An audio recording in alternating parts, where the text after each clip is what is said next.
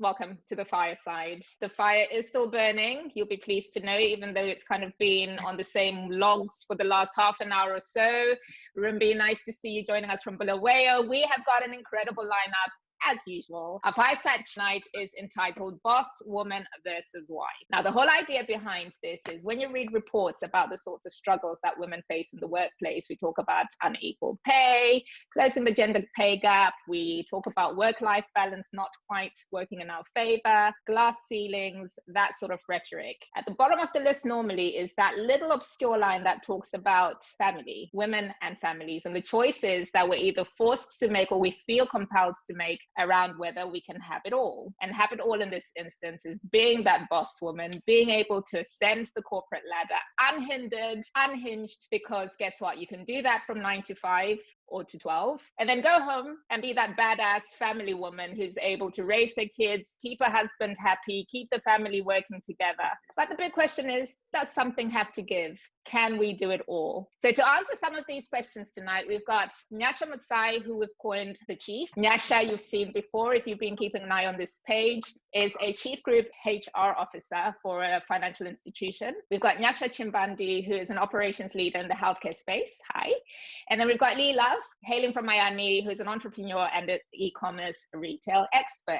You've got your friendly host in the way of Mildred, Chenesai, and of course, me. Now, between us, you've got a myriad of complexities around marriage, divorce, children, no children. I want to have a kid. I don't want to have a kid. I reserve the right to change my mind along the way. I want to be married. I don't want to be married anymore. It's all here.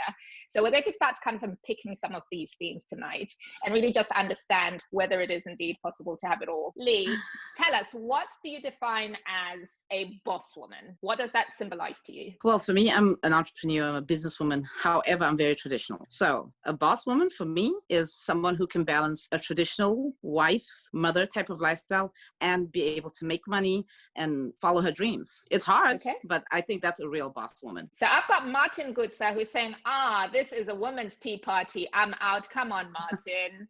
Come on, Martin, you can be bigger than this. We actually want to hear your views because as men, you're on the receiving end of these boss women. So don't leave, stay and let us know what you think. Chief, your definition of boss woman. You know, for me, I actually struggle with the term boss woman, and I found the title of today also really interesting, boss woman versus wife, because it kind of conjures negative connotations, eh? It kind of conjures this image of somebody who is bossy, somebody who is in charge, some view of someone who is domineering, whereas the working woman, who is a mother and a wife, I believe is something which exists and something that people can in different versions do. Boss woman's it's a bit unfortunate. It sounds a bit negative. I would love to give my contributions on the working woman, the working wife, the working mother. Chief, I need to interject right there. Yeah. I have the same discomfort. So when I've had people call me boss, for example, I'm very uncomfortable with the term. But I find that when men are called boss man, boss, it's an endearing term. It's well received. And at some point, we need to touch up on that. There is something about the word boss that seems to have a negative connotation when women receive it or hear it versus when men receive it or hear it. I wish we had a man on our panel to talk about this. No, and I wonder if we would ever have a talk about boss man versus husband. Well, what's to stop us? We should absolutely have that talk. You know, I'm going to kind of echo what Chief said. I struggle with females being termed bossy because, in my opinion, it's usually an assertive, ambitious woman that's termed as bossy. And honestly, it's not a term that's usually used where our male counterparts are concerned. But for me, a focused working woman who's a mom and a wife doesn't have to be bossy. So we're taking the word boss literally in this sense. And I'm with Mildred in this camp. I work around guys who are hailed as boss Vashika. Boss is here. This is the boss. They wear that with pride and it's like a badge of honor. Why should we shy away from being called boss women? I'm intrigued because I think when you talk about narratives, if we want to talk about the narrative of the women, we just need to be women, right? I hate to deal with narratives from a masculine point of view because that's what it ends up being. women. So I don't want to be philosophical, but I'm just saying, if we are women, we are women, we are bosses. I think boss women have existed. They always said the head of the household is the head. And then my grandmother said it's the neck. Without the neck, you can't have the head. So I just want to say, we just need to define the narrative. What is it about women? And move on. So from our audience, are you comfortable with us referring to boss women, using that as a term that across various industries is commonly recognized as showing that person who's in charge and who's leading and who's kind of dominating their professional space, which is seen again as strength in a positive connotation when it applies to men, maybe not so much with women? Are we leader women instead, or working women? Why is there a difference in language for women? I don't think there is. I mean, I just think women are women. Just kind of my boss. Leave it. We're women. Ruchi, if you're not a boss, what are you? If you're leading something, because you wouldn't walk into a meeting and be comfortable with people and saying, "Oh, the woman has arrived." That doesn't work. Chenasa has arrived. We could say our leader. I'm done. Our leader has arrived.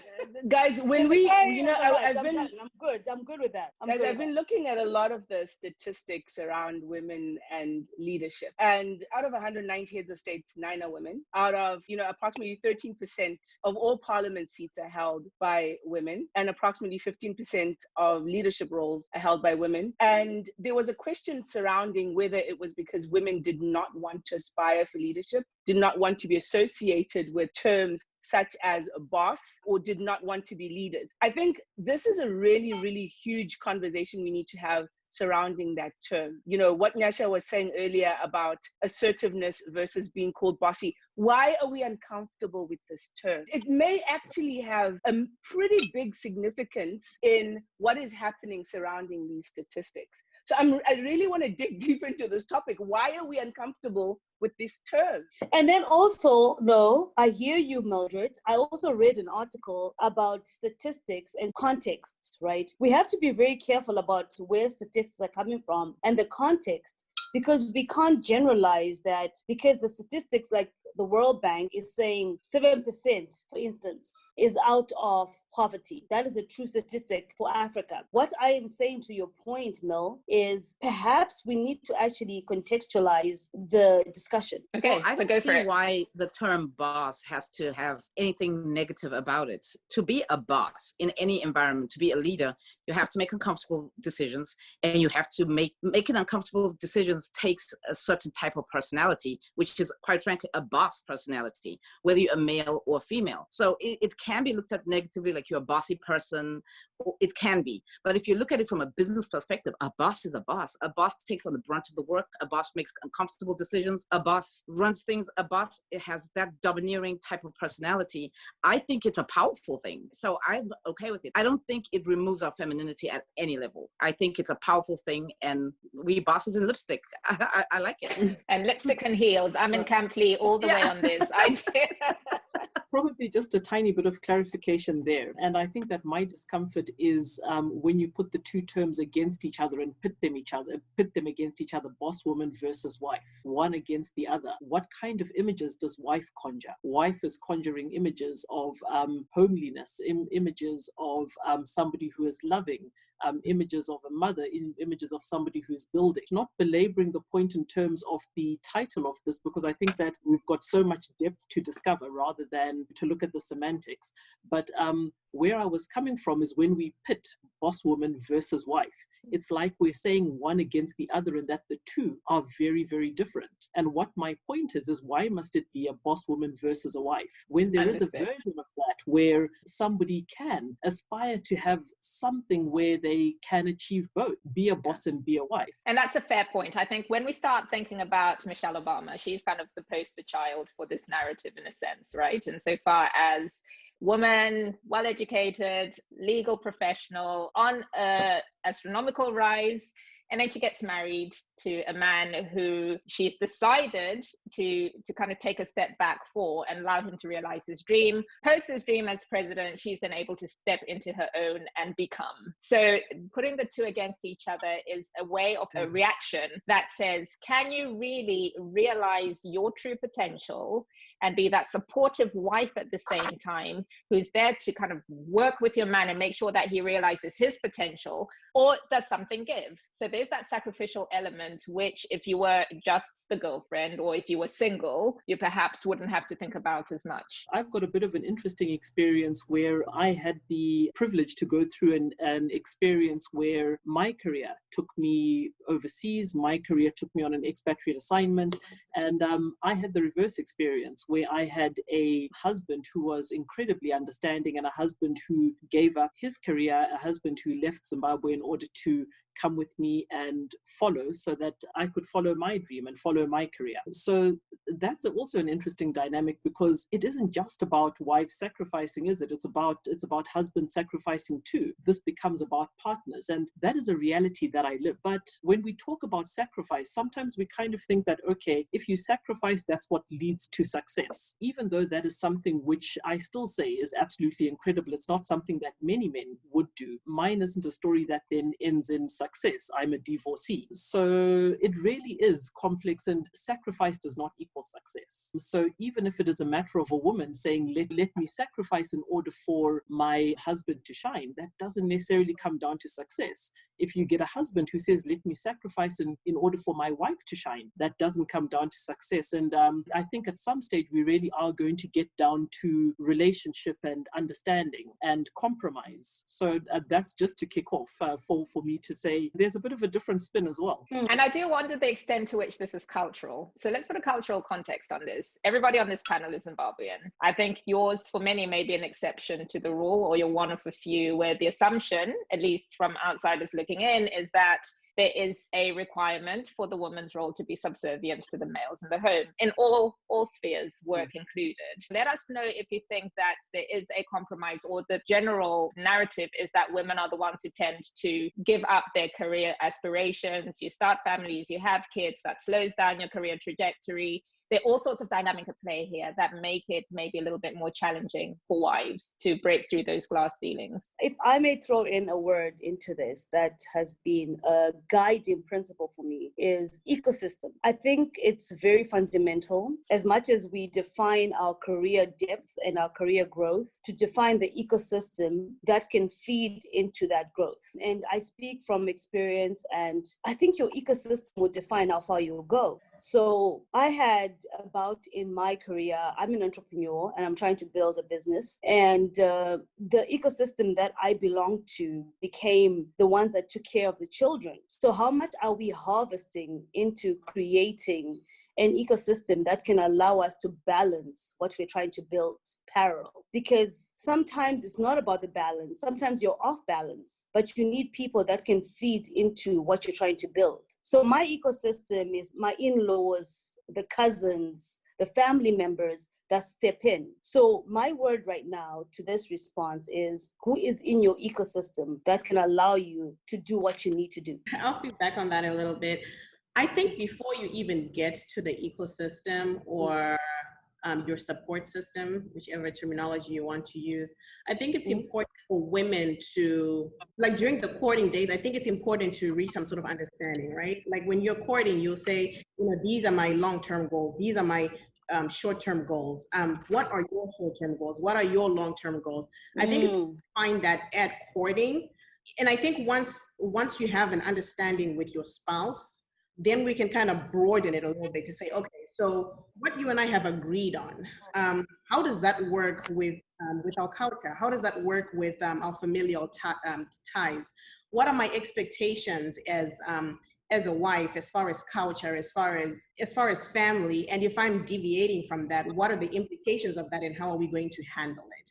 So echoing back again on what Chief said was, I'm curious to know, when you said you got an opportunity to leave and your husband followed, how did you handle some of that maybe cultural backlash? Because culturally, the woman is expected to get married. You have no dreams of your own. It's usually the other way around. So I'm curious to know, what were the cultural backlash with that move? Things come with a lot of judgment. Things come with a lot of opinion. But you have to know who matters. You have to know whose opinion matters, whose opinion is going to drive you, whose voice is really going to build or hinder what it is that you're trying to do. So That's one thing that was important. Context is also really important because life is a script. And guys, at certain stages in life, it depends on what circumstances you're facing, which will drive the choices that you make. We oftentimes try to define things and say that this is what makes a good wife, this is what makes a good husband. But honestly speaking, it's time and tide, circumstance, what is it that's happening at the time? In terms of context, my opportunity to go outside of the country, it came in 2008 at the height of hyperinflation. So that decision was one which was a sound family decision, because to be able to go somewhere where we were able to earn a stable currency and to be able to make that as family decision made sense. Exactly those same circumstances wouldn't have led us to that decision in 2005. Neither would they have in 2011 when we were a US dollar economy and, opportunities were different. So we also really need to be aware of context at the time when a decision is made. A couple of months earlier, a couple of months later, there is no ways that I would have had a husband getting up and following me. The issues within the marriage, are they issues to do with a woman being a businesswoman, or are they separate issues? Do you know what I mean? Is it your career and things business related that are affecting the marriage, or is it other issues? I think that's also important to understand. And also, women in business who are dynamic, men say tend to be, more bossy, more independent-minded, and some men don't like it, especially our cultural men. So what are the issues in marriage, or what issues did you have in your marriage? Were they business-related, or were they personality issues or things of this nature? Not to get into your business, but I just want to know if the business aspect affected it. So Lee, the sort of narrative that we often hear is around, men sometimes not being comfortable with a woman earning more than they do, for instance, or feeling challenged that she's having to work long hours. That starts to incite some insecurities sometimes, especially women working in male-dominated environments. So I do think that there's a plethora of concerns and issues that then start getting intermingled, and it becomes less about your career progression than it is about what might be happening when you leave the house every day. And I know of a lot of females who have got men who were obsessing over their movements, who they worked with, why are you getting home late? Yeah. And Dinamukadzi gets home at 10:30 in the night, that sort of rhetoric, which then makes it impossible for you to ascend the corporate ladder. Yeah, but the question is, guys, is the individual uncomfortable with it, or is society uncomfortable with it? Because here's the thing. Years ago, it was taboo to be in a relationship with someone of a different race, right? And now it's acceptable. Years ago, people used to pretend that everyone was heterosexual and no one was gay. And now in some parts of the world, it's a conversation that you can actually have, and people exposing who they really are. So are men really uncomfortable with women making more money, being leaders in their roles, owning their own businesses, choosing their careers over staying at home? Or is it, if I make this decision, what are my boys going to say? If a man decides to be a caregiver and stay at home with his children, how is it looked at? The family, what does the family think of this decision? What do his boys think of this decision? Meanwhile, he might be very happy staying at home with his kids. It might be a decision that he's 100% comfortable with. So is society shaping what is happening with the subject matter? If society is shaping that particular conversation, then chances are society is shaping everything else to do with that individual anyway. I think it's really an individual decision, so to speak. If your husband is going to have a problem with a wife that's more outgoing, then chances are there are probably other issues that he's going to have challenges with.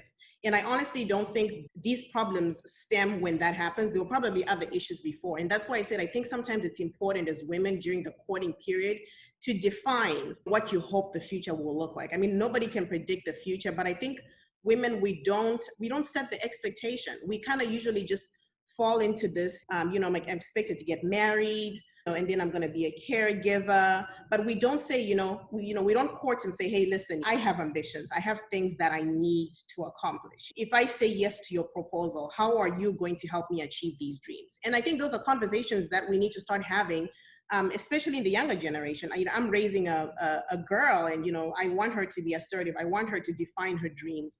I don't want her to get married and then just kind of, slide by because she's married, because I want her to define her own future. And I think women, we don't do enough of that. But Nyasha, so hear you 100%. And I do wonder, at the age of 19, 20, 24, whether you actually know what you want to do in order to make those definitions when you start courting. So a lot of this stuff not everybody kind of wakes up knowing I want to be a surgeon and I need to go to medical school for X number of years and then I need to do X, Y, and Z. I think a lot of people kind of stumble sometimes on their career paths. And this is where some of this friction is created, because if when you met, you were all about partying together for argument's sake, suddenly you've changed the goalposts and you've become Miss Career 101. I'm all about work. I'm all about ascending the corporate ladder. You've changed the rules of engagement. So guys left there thinking, well, hang on a minute. This is not what I signed up for. What's going on? And I'm struggling to keep up with you. But you know what, Mucha, I don't think, I get what you're saying, but I don't think even when you're in your early 20s or 19, whatever, I don't think one can go from being, hey, you know, I'm a devoted, I want to be a stay-at-home mom. And then you wake up one day and you say, hey, I want to go to med school, right? So I think partying, there are certain personality traits that you know. So what I do right now for a living is not what I thought I was going to be doing in my 20s, right? But there are certain personality traits that have always been part of me. I've always been very assertive. I know what I want. And, you know, these are conversations I had to have with my husband when we're courting to say, you know, I'm a strong-willed somebody. You know, are you going to be okay with this? So, I mean, I think those are conversations that we have to have, and your partner has to be comfortable with. That way, you know, if 10 years down the line, I say, hey, you know, I'm starting this business, or let's do this. He doesn't look at me and say, what? I thought you were going to be sitting home, you know, breastfeeding our 5-year-old. It's not who I am. And that's okay. Oh my Lord. Can I just jump in there? You know, I had a relationship once upon a time with a man who, you know, was very affluent. And he said, my wife is not going to work. She's going to take care of our children and she's going to stay at home. And I said, good to know. Have a great day and a great life, because this woman is not staying at home taking care of kids. Now I have a daughter who I absolutely adore, and absolutely our household could sustain one income. I could be a stay-at-home mom, but this is not my ambition or my dream. So to Nessa's point, I absolutely think it's critical to have those relationships during courting. And to women that do decide that, you know, they want to be stay-at-home moms, they want to devote their lives to, you know, to being moms and wives, that's okay. I just don't think it's something that has to be mandated by your church or your husband. And I strongly believe that you can still be assertive, you can still be a leader in your workplace, and you can still be a submissive wife. I think you really can have both worlds. At least I know Let's dig in on the use of the word submission, because this conjures up all sorts of things for all sorts of people. When we talk about submission, what are the expectations realistically? Again, here I am looking to ascend the corporate ladder. I need to put in all hours of the day. I don't have time necessarily to come home and make sure that the pot plant is shiny, that, you know, there are just all sorts of challenges that a working woman, particularly in the West where you don't necessarily have domestic support, is able to achieve. When we talk about submission, what are the expectations here from your opinion? I think submission, Mucha, I think people often mistake submission for passiveness. Those are completely different. Submission is, well, in my opinion, is if my husband and I, you know, we're working on something and we disagreed, and then we agreed to disagree, he would have the upper hand, right? Passiveness is that I have no say. My husband just tells me this is what it is, and then I say that's okay. So that's passiveness. Submission, from a biblical perspective, is actually, you don't submit to your husband because he's a good guy or you married a good guy. Submission is actually, biblically, that's where it kind of derives from. It's actually something between you and God, right? It's an agreement between you and God, because women are called to submit. And women are called to submit not because you're married to a great guy, but that's what is expected of you as a married woman. So my struggle with submission is that oftentimes I find that it's replaced with passiveness. Culture and society want women to be passive. Can you submit to someone you do not respect? So again, here I am, and I'm keeping this all professional, right? Here I am on this ascension to great heights. My dude is not really doing anything. How do I submit on my career and on the future of my family and my livelihood? These are the questions that women have all the time. And I think the struggle, seeing your eyes online, you know, the struggle is real for a lot of women who want to be professional, who want to have it all, but who sometimes struggle with the decision making of their partner, their husband. What do you think, ladies? And this conversation seems this conversation seems like it's mostly referring to couples where the woman is the breadwinner, the woman is the one with the big career. What about relationships where both have, we haven't discussed that, because in this world, in this modern world, a lot of couples are like that. Both are dynamic, both are entrepreneurs, both have dreams and aspirations. It's not, necessarily that career women have stay-at-home dads as partners. And as a woman, somebody in Landa in the comments mentioned that she feels like it's not a sacrifice if you as a woman are behind your husband's success. So you're not sacrificing your career per se.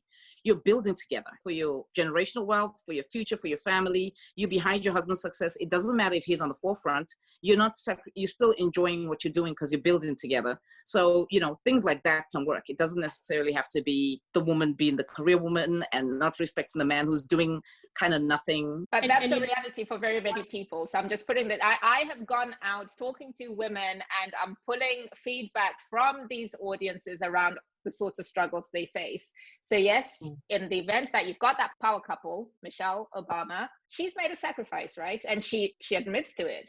She's made the choice to take a step back, to raise the family, to support her husband, to help his ascension to presidency.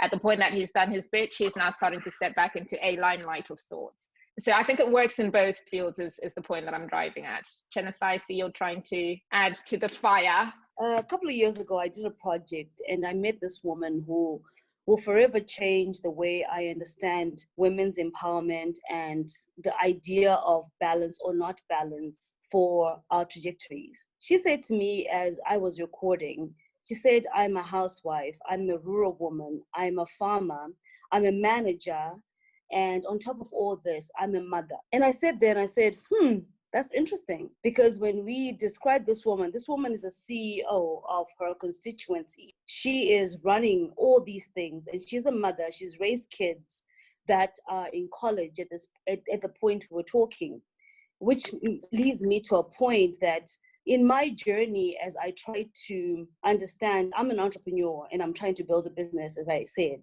I stand on the shoulders of giants. I have looked at a lot of women's work. I have looked at what they've done, and I learn. I don't know what 10 years from now is going to look like. What I do know is it's very important for us to share our experiences from an earnest point of view and to be vulnerable. I cannot tell you whether my Kundai is doing it right, but what I want to bring to this conversation is I feel it would be so essential for us to share how we have got along so that it allows people to make their choices in whatever space they're in. I have found with the girls that I talk to that at the bottom of it is a choice needs to be made. I need to choose whether I want to be married, I want to pursue my career to a certain point, or I want to be a stay-at-home wife. All of those are based on choices. What I have found and what I would like to put to the table to investigate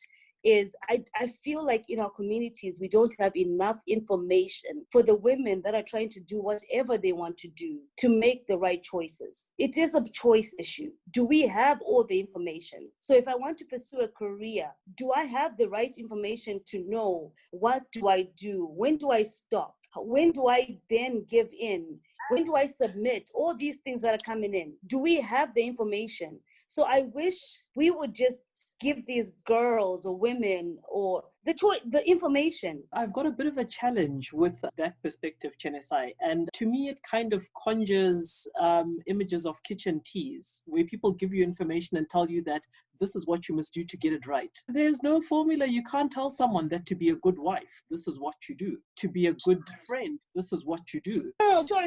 I must correct myself. When I say information, sorry, Chief. I am sorry. I must correct this on all levels. Yeah. When I say information does not lead to a decision.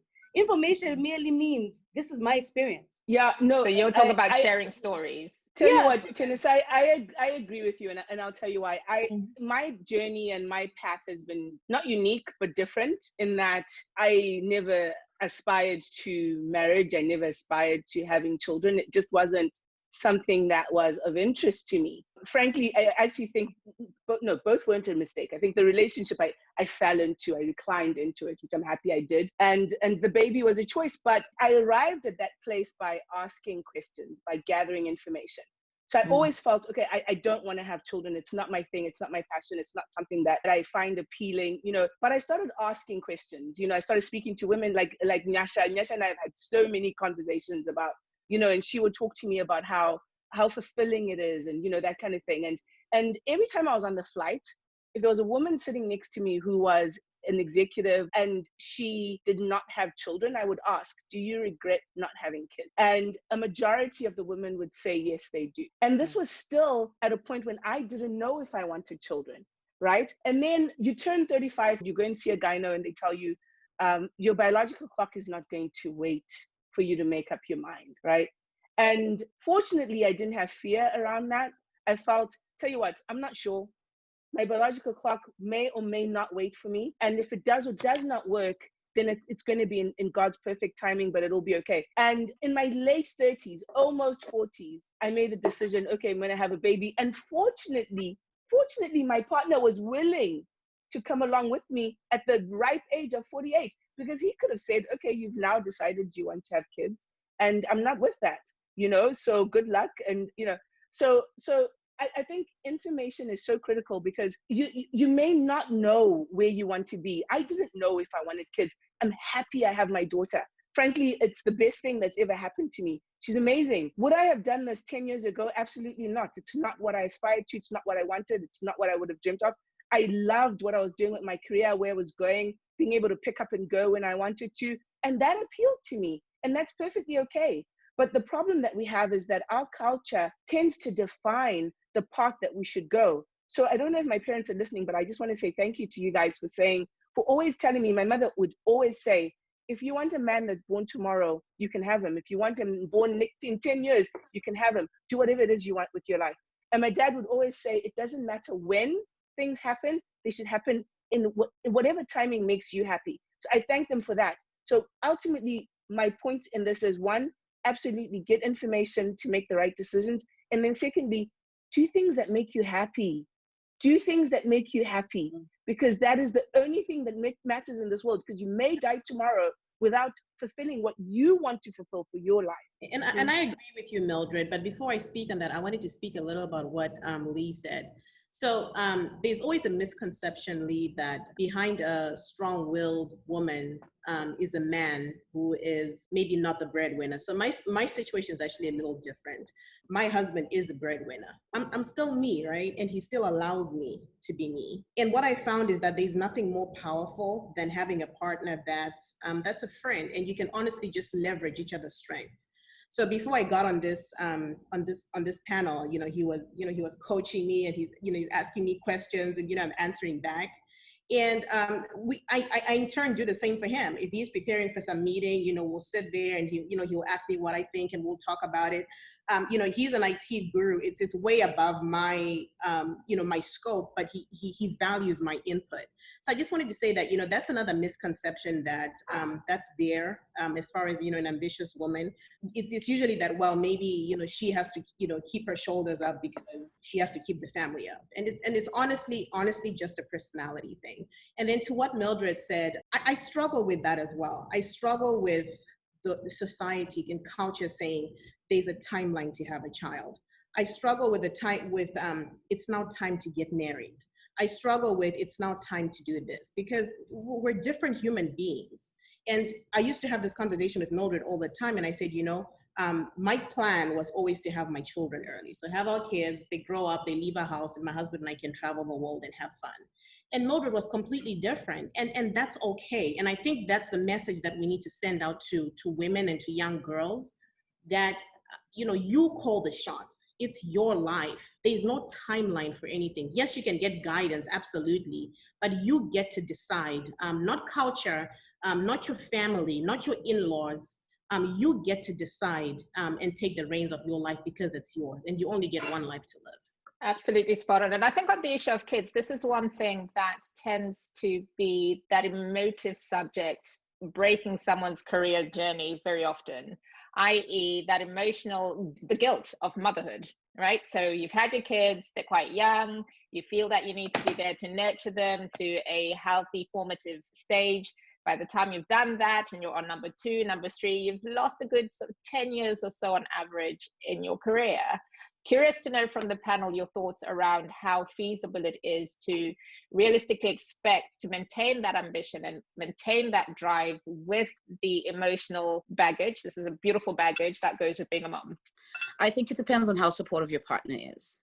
So I think you can balance a very busy career, a business, and also be a great mom and a great wife. It depends how supportive your partner is and how you work together. I guess it's a thing like in our culture that women cook, but no, these days, even if he's a businessman himself, he can prepare a meal or buy takeout on a night that you're working late.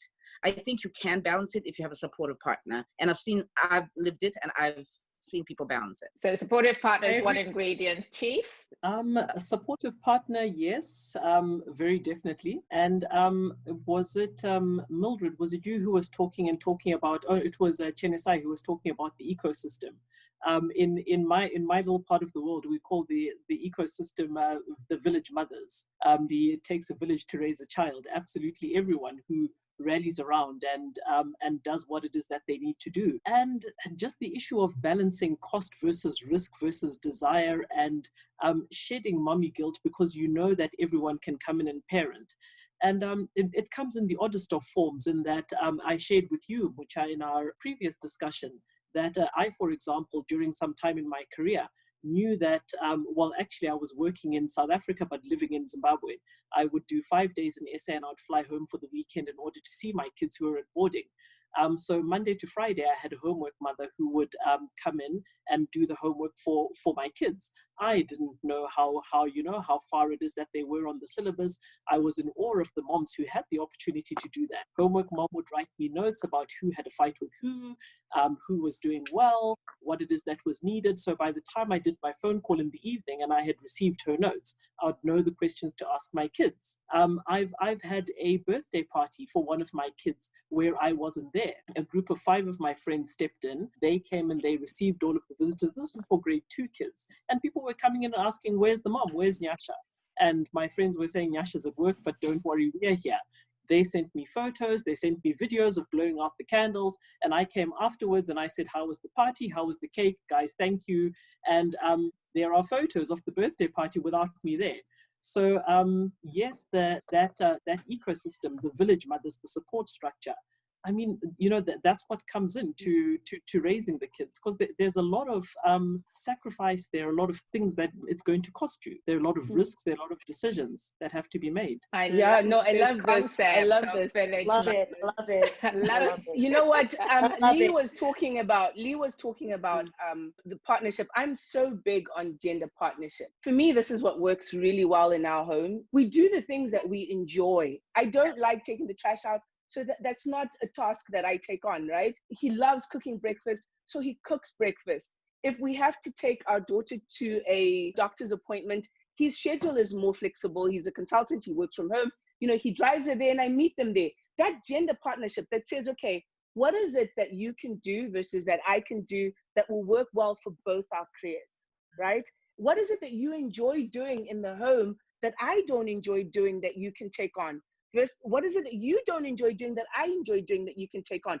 And as a partnership, we can both be powerful, we can both be fulfilled, we can both be happy, not just as professionals, but also as partners and as parents.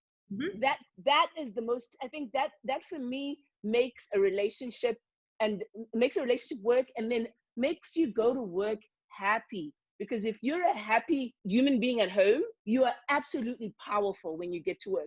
When you don't have to sit down worrying about, okay, and then what's going to happen when I get home and there's no dinner? When you know that your partner is not afraid to cook dinner. Even if you have to run late, you're going to get home and he would have prepared the meal. You actually don't have to worry about these kind of things. So in your partner selection, and again, I'm not with a Zimbabwean man, so I don't know, exactly how it works with the Zimbabwean I was about to ask, when you were describing your marriage, I was about to ask, from where? Genuinely, from where? In my house, he was banned.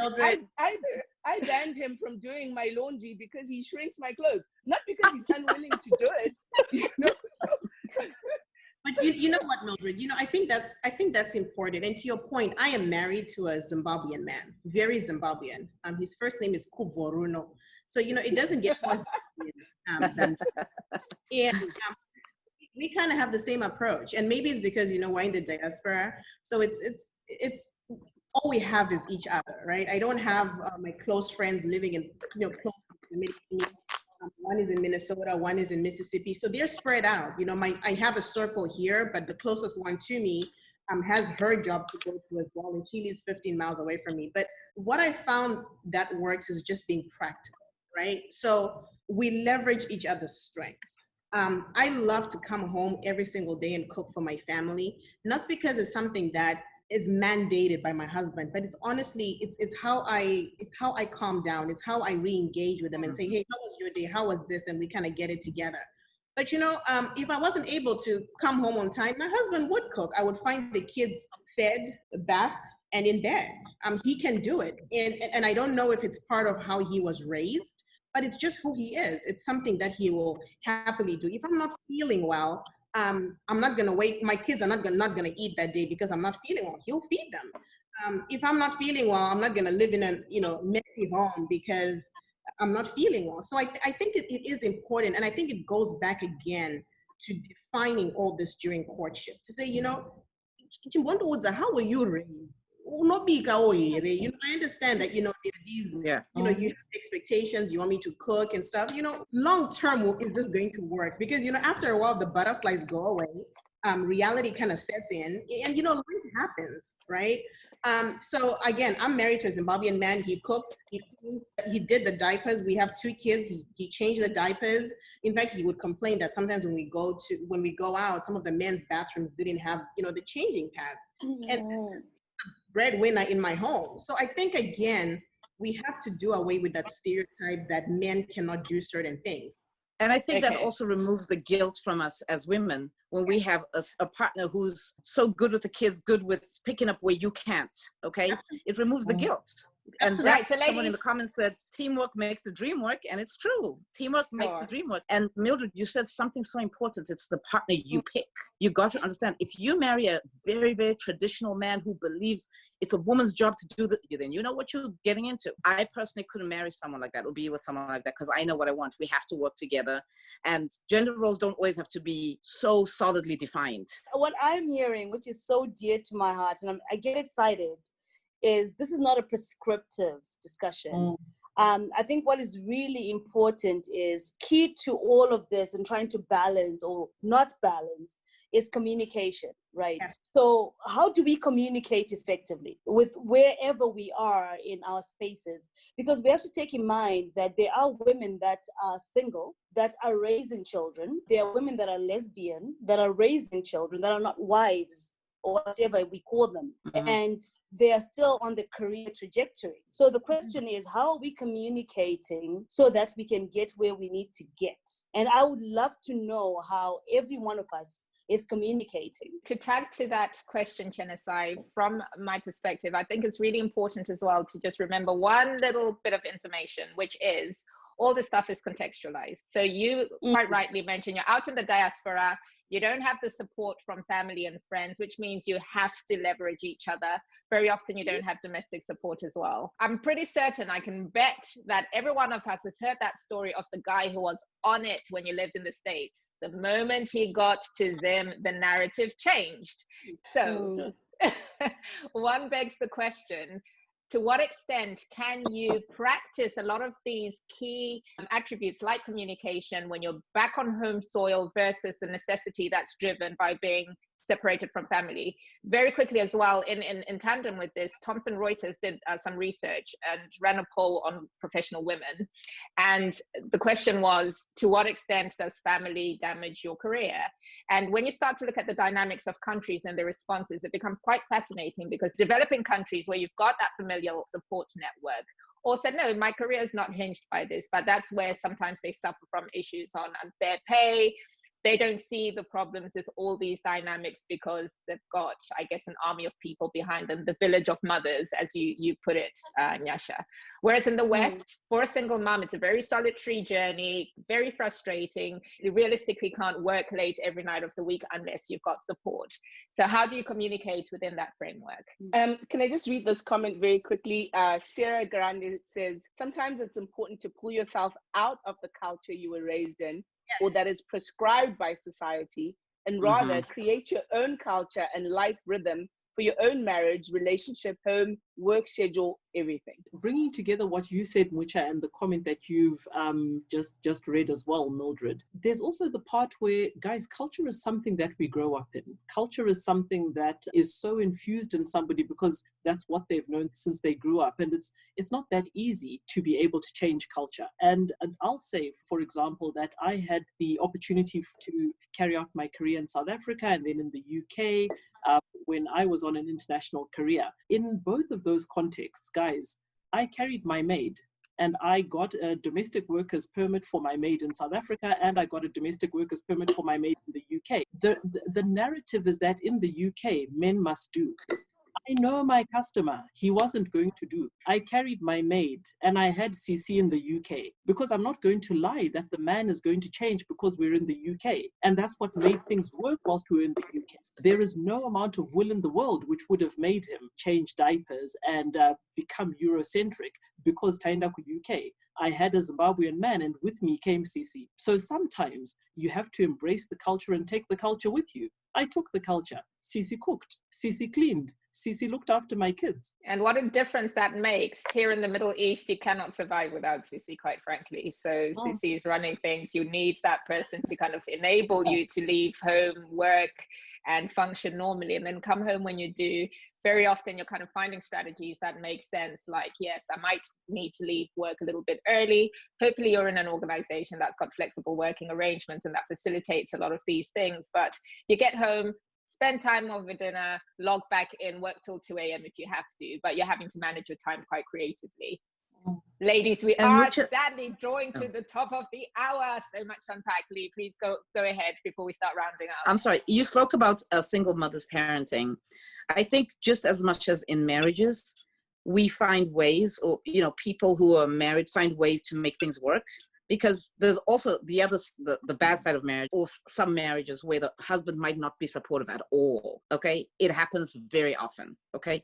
So single parenting, adding to Nyasha's point, women who are career women always also have to find ways to find childminders, to find creative ways to be there for their kids, to create schedules. I think it's all about balancing your time and trying very hard to create schedules that work.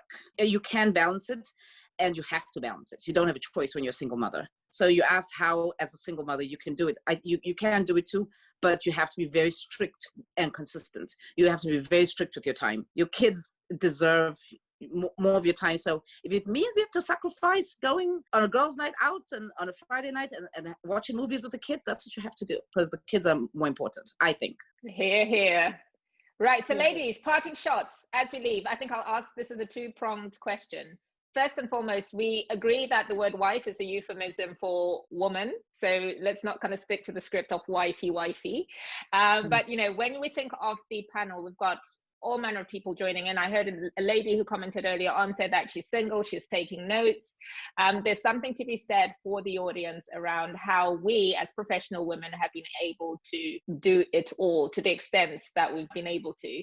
Parting shots from you all. What do you think is the key attribute to your domestic life that enables you to achieve your ambitions and to realize your dreams? And we've talked about it, but just that final nugget for the people watching. For me, it's two things. One, it's happiness. I will always come back to this word because I think it transcends everywhere you go. How you're feeling is going to impact everything you do, including your relationship, your children, your work life, your friendships. So ensuring that you're protective of your joy, and then authenticity, really being true to who you are as a person, who you are as a partner, who you are as a parent, who you are as a leader, being 100% authentic to that and following that, regardless of the noise that may be around you. And then lastly, I'm going to say, please find a way to be organized. There's so many books out there that talk about organization. And by organization, I mean the meal prepping on Sunday. I mean the organizing your clothes so that you know what you're wearing during the week. The putting things exactly where they belong in the same place at the same time, so you're not looking for things.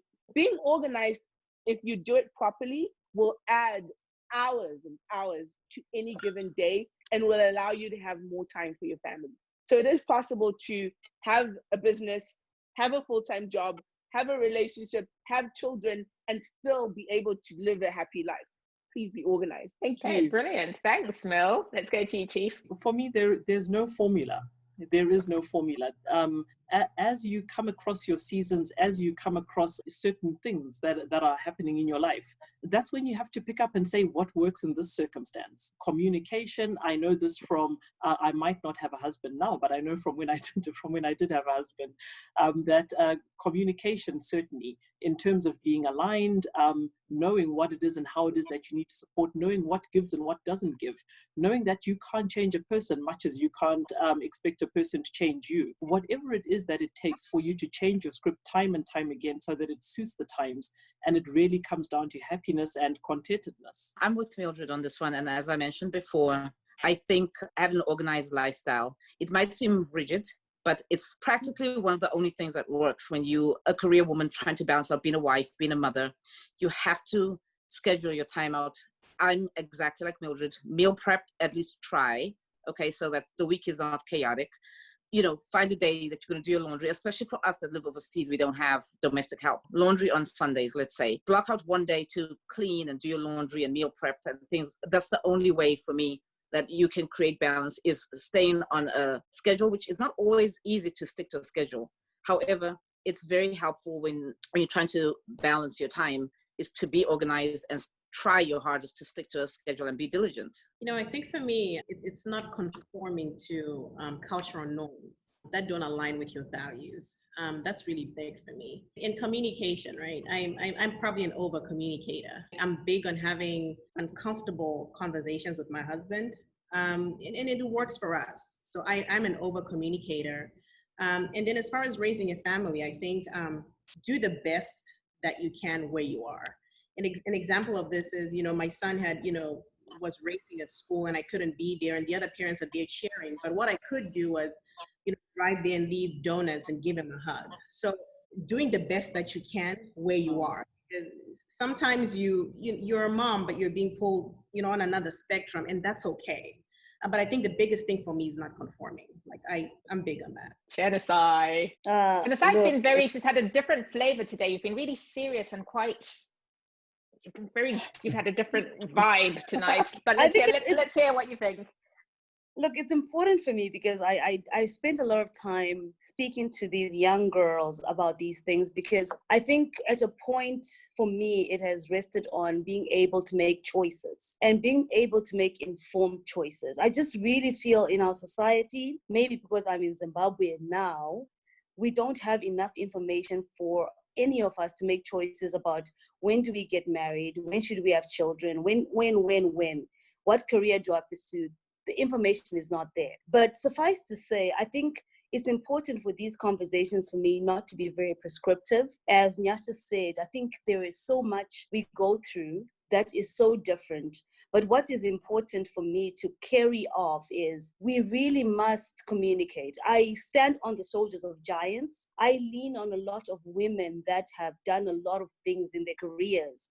But what's so sad in my society, the one I belong to, Zimbabwe right now, is these great women don't generally have platforms to share with other women. So communication becomes so disorganized. So in that vein, we need to lean on mentors, find them. This journey is not prescriptive. Find those mentors, find those women, learn from them. We are not perfect. I am raising boys. I don't know if I'm doing the right thing. I don't know. All I know is I lean on other people to understand. And importantly, I will not overstress this. Your ecosystem, as much as you invest on your career and your career development, invest in the people that are going to be able to be there when you're not there. So for instance, for me, in my career, I'm an entrepreneur. I've had to rely so much on my husband, his mother, and his father to raise my children because I've had to travel Africa. And I go away because they are there. But I've invested in that relationship. That's my ecosystem. So know who is in your ecosystem and really invest in that, because a balance is a fallacy. Sometimes you'll be off balance, but who's going to balance you? You need to know who's there for you. and who can instill the values that you want those children to have so that you can pursue what you need to pursue. There's no perfect formula. I do agree. This is not prescriptive. This is just my experience. So I think at the bottom of it is understand it's a choice. But when you have to make the choice, understand you need the information and ask yourself, do you know everything? Do you have all the right information to make the decision about whether you should do A, B, C, D? That's just my 2 cents. Before we wrap up, another thing that I think is important sometimes is accountability. And it kind of goes with what Chinesai was saying. I think it's important to have accountability partners. And these can be friends, this can be family, but to just have people that can say, hey, that you won't take offense if they pull you back and say, hey, I think you're going out of line. I think you could be doing this differently. And I think as we get older, we kind of struggle with that, right? Because now you feel like, well, they're going above me, but I think it's important to have accountability partners. As you go through, leadership, as you go through motherhood, as you go through being somebody's wife, spouse, or whatever. I think accountability is important. I couldn't agree with you more. And there's this meme or a photograph that's a poster that's passed around social media for a couple of years now. Pride can only move with a pride of lions. So you're not going to have chickens and you're not going to have sheep rolling with lions. And, on this topic of accountability, I could not agree more. I think it's really, really important that women, first and foremost, understand that you're you before you're any role that you occupy, before you're any societal. I'm really big on this notion of you're you before you're anything else. And by that, I mean before you fulfill any roles. And if you don't get that formula right of being you, everything else crumbles. So really being consistent, understanding who you are, living your truth in a way that is regret-free, make decisions that you can stand by, and everything falls into place. And I think, the role of motherhood, the role of being wife, or whatever societal space we choose to occupy, is one that comes with a massive, massive degree of responsibility. It's down to us to define what we're able to do on our own. It's down to us to define who we surround ourselves with to augment and to fill the gaps that we're not able to fill on our own. And really just having that life that comes with as little surprises as possible in terms of how you impact it and the influence that you have over your ecosystem, as you say, Chinesai. So really, really big shout out to everyone who's joined us tonight. We've had so many comments come through, which is phenomenal. We will look to respond to them offline because the conversation was so interesting. We didn't necessarily tap into your questions as much as we might have wanted to, but I think you'll accept that when we've got experts and we've got badass, I'm going to use that expression, badass women as we do tonight, sometimes it's worth just talking and then we'll figure out the questions post the Mucha, yes, I think we need a phase 2 of this discussion. I feel we didn't tap the surface at all. I think there's just so much to talk about. And we want to have men on as well, I say. So perhaps we consider having a part 2 that's a mixed gender group. What do you say, people? That's a great idea. Yeah, I think we should. I agree. I think we should outline the main points from this conversation and bring the men to answer it. It'll be great to hear what they think. Yeah. Done. We're on to it. Let's see if we can get that arranged for next week. Thank you all so much for your patience tonight. You guys have been phenomenal, as we expected. Sorry about the late start. We got there in the end, but you've been an absolute treasure having on our fireside chat tonight. So thank you and good night, everyone. Lovely chatting, ladies.